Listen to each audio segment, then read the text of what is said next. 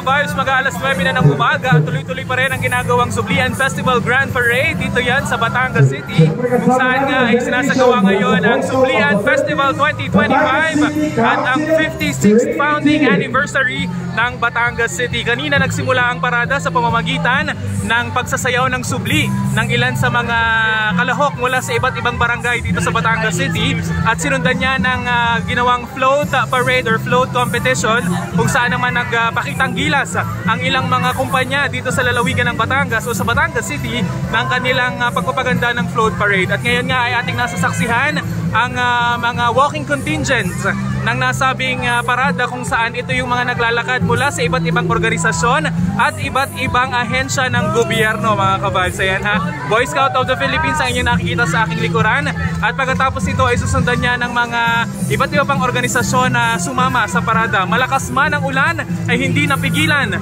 ang Grand Parade ngayong umaga dito sa Batangas City.